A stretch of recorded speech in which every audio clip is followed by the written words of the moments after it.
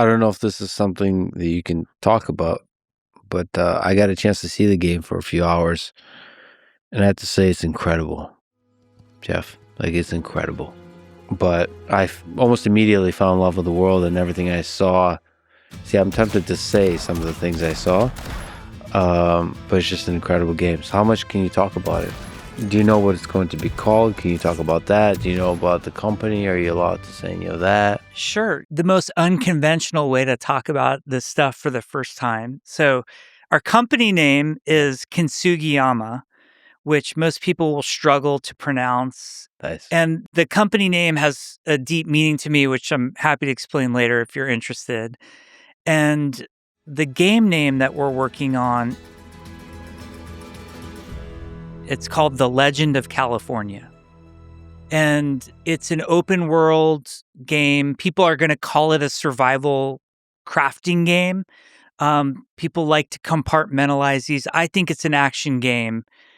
It's a game that takes place on a mythical island of California. Mm-hmm. In the 1800s. In the gold rush. If you're trying to nail the most important time in California history, it's got to be that gold rush. So it's this beautiful, almost ultra realistic version of California, but it's in an alternate history, alternate version of California, where it's an island, almost like a Atlantis type of ethereal island, but still very realistic to what the California terrain is.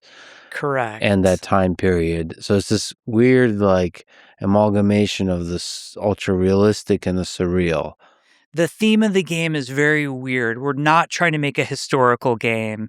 There's no historical accuracy to this. In fact, the island, when first discovered, is uninhabited. That's already not true, as we know. There were lots of people in California. It's an island, which we know is not true. We want it to feel authentic to that time period because we think that time period is cool. Mm-hmm. Prospectors, you know, cowboys. Like, it's a really fun thing for us to explore. All of those themes, people in mines. We want to build mines, and we just want to create a world that you can live in.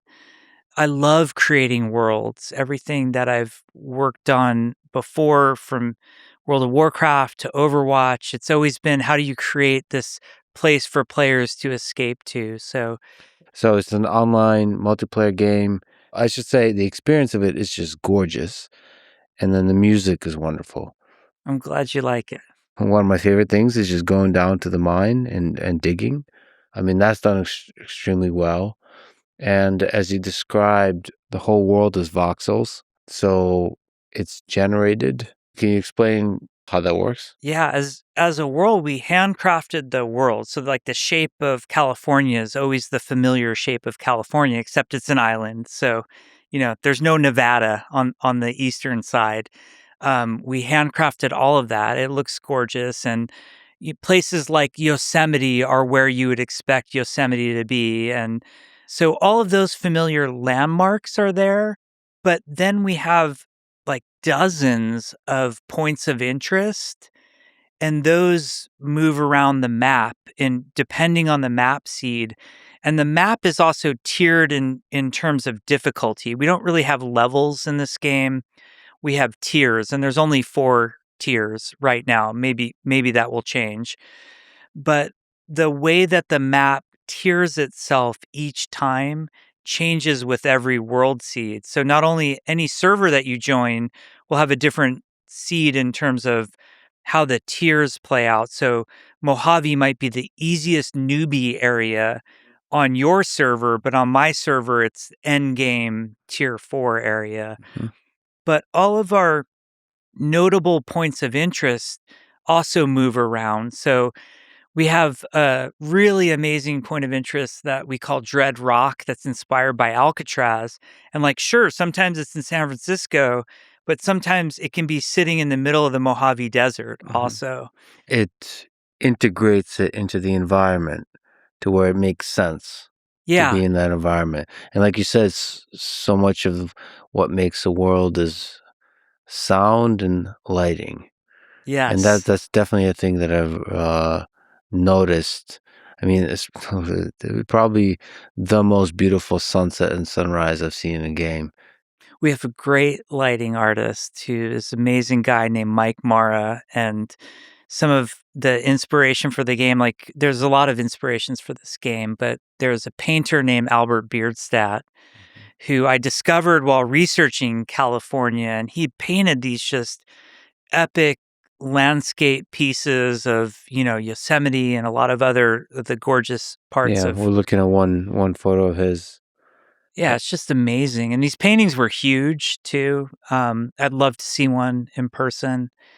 And so you see a painting like that, and you're saying we want to create that world. Yeah. I mean, when I see that painting, this is what video games brings to the table. So every art form that evolves after another gets to incorporate previous art forms. Hmm. Movies got to take sound and, fine art. We get to take everything, including movies. So, it's Katamari Damacy, the art form. But like I see a Beardstadt painting and I want to walk around that world. I want to see what's around the corner. And our lighting artist, Mike, sees these pictures and he's like, okay, yeah, hold my beer. Like I'll make it look like that. We are all blown away by like how much impact just the lighting. And I'm not an artist, so I don't think about things like the color theory, the lights, the clouds, what all of that's bringing to this. I just know I want to live in that world, and these are the types of worlds that we want to make. So what do you want the tone of the game to be, the feeling of the game? This is really different. It's been hard for people when people were talking to us about, they know me and Tim, and they're, oh, the Blizzard guys, the Overwatch guys. You're making like a bright, aspirational future team based hero shooter, right? And I'm like, why would I want to do that? I felt like, first of all, respects to Blizzard, and I don't want to try to crib Blizzard and make a pseudo Blizzard game. I want to make a Kintsugiyama game. You know, me and Tim and this crack team, we're only 34 people. We want to define what a Kintsugiyama game is. And this world seemed so inspiring to us. The setting is really interesting. I think California can be a game world. I think we can make it beautiful and interesting.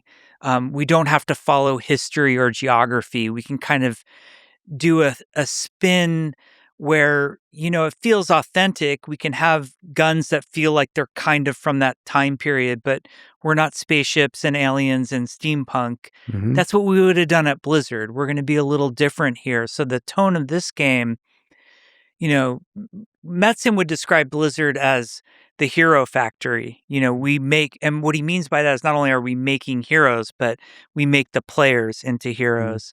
This game is going to have an edgier tone. You're going to enter this world. It's going to feel lonelier. It's going to feel mysterious, larger than you. You're going to feel small until you earn the right to feel big. It's going to feel really dangerous. You're going to want to see what's over that next hill. But if the sun is setting, like get to shelter. Can't wait to get back to my ranch and put my cozy fireplace on and wait till morning. We want more of that vibe. It's more solitary, almost scary, but beautiful. Yeah. That mix, that tension. I'd hate to ask this question, but given our previous discussion about a timeline slide, but what do you think a timeline looks like? When do you think it's possible for somebody in the world to be able to play this game? So this is the beauty of me and Tim kind of getting to run the show and why we're excited about it. We can kind of do whatever we want within reason. Yeah. So we're just going to kind of quietly put it up on Steam and see what happens. Nice. No like big corporate marketing group would ever think to do that in a million years without like some, $10 million announce or whatever. We'll just kind of put it on Steam and be cool if people wishlisted it. There's my plug. And then I think we are shooting to have some sort of public-ish alpha in March. And then our plan, and something I'm really excited about because I've never gotten to do this before, we want to put the game in early access. Some people hate early access and won't touch it, and I understand it. And then some people are like, I want to be in on the ground floor and see the thing from day one and watch it evolve. So we'll put it into early access and we'll just run that until who knows, Is it scary to you to have a sort of game with some rough edges out there in the wild where people are interacting with it through the alpha, through the beta? Yes, and this game has more rough edges, probably like the most rough edges we would have at Blizzard is like showing at BlizzCon, which was heavily polished and controlled. This is going to be more, you know, like in development than anything else I've ever worked on, but I that's love it. part of the excitement too, it's kind of like this is how the sausage gets made. I mean, you're going to see it front row. I'm going to try to get myself into the alpha somehow. Anybody who is listening to this, I highly recommend this game. You will not be disappointed. The world itself is just beautiful. So whoever's behind it, you and Tim and the team, is just doing an incredible job. And thank you for putting out rough versions of it so we get to not wait forever for the perfect thing. And because you feel like you're a part of it. If you get the imperfect thing, I'm one of the people who like the imperfect. We get to see the rough versions develop, and get to be a part of it developing. I saw the logo as a mountain. Can you explain the meaning behind the name? So kintsugi is a Japanese craft of repairing broken pottery. So there's a lot of philosophy that goes into it as well. And, I want to do a good job of explaining it. But basically, like, you take a broken piece of pottery and then they would use golden joinery, Mm-hmm. like golden lacquer to put the piece back together. And the thought was rather than hiding the scars, you make them more beautiful. And the philosophical parts that sort of appeal to me with that is there's a lot of me and Tim in that of we're so appreciative for our time at Blizzard, but we didn't come away unscarred. And there's also a philosophy in Kintsugi that nothing's ever perfect, and the pursuit of perfection is actually a mistake, and that there's beauty in imperfection. And so I relate that to myself personally. That's how I feel in an aspirational way. I'm not saying I've achieved it, but in an aspirational way, I want to be that way. And I think it's also an analogy for the making of games. Like, it's a making of games is a constant uh, pursuit of imperfection. A game is never going to be perfect. Mm-hmm. Just ask the players; they're very vocal about it, and seeing the beauty in the imperfections, um, and the strength in something that's been broken that can be stronger.